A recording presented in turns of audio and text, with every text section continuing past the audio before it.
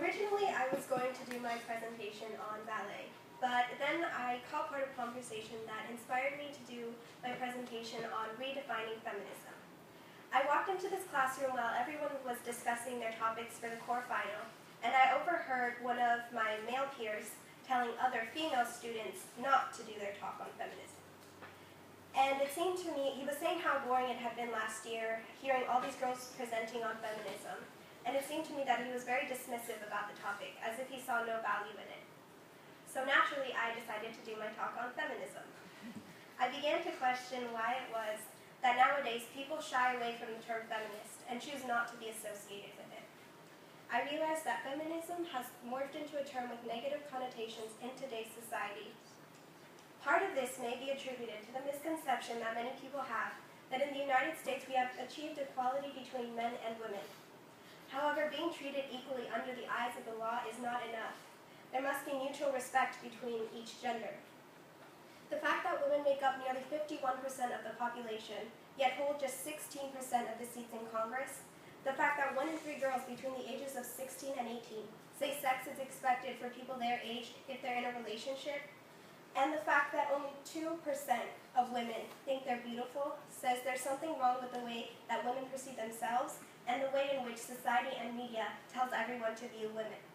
Women are being marginalized, objectified, overly sexualized, and not being portrayed as intellectuals through media, which is why we see such a discrepancy between men and women in high-powered positions.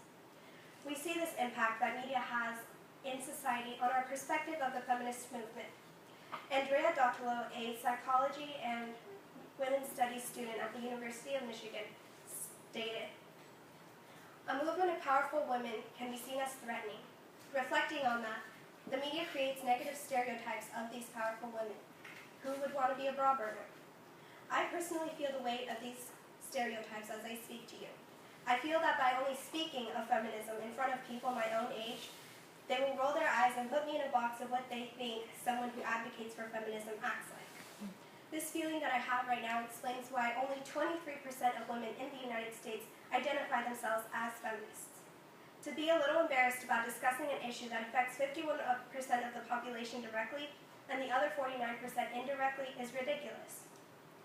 We, as the present and the future, have the enormous responsibility of redefining feminism for modern times.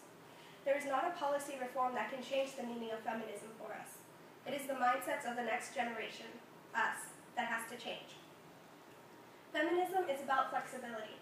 Flexibility that allows a woman to be respected and admired if she chooses to be a CEO or a housewife, because both of those positions are essential in some kind of structure, be it a family structure or a company structure. We must break the stereotypes of feminists so that our view of feminists includes women with heels and makeup and men with large egos. The new type of feminism does not move to destroy gender roles, nor is it achieved at the cost of emasculating men. We must,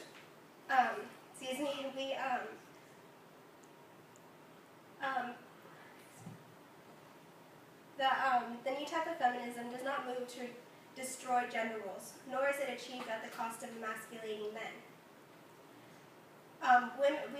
We need people to see the necessity of feminism. We need feminism so that we will have a Miss President. We need feminism so that young girls will see themselves as the heads of large corporate businesses. So that I will not feel embarrassed for being a feminist. And so that the boy sitting in the back of the classroom will not be made fun of when he says that he too advocates for feminism.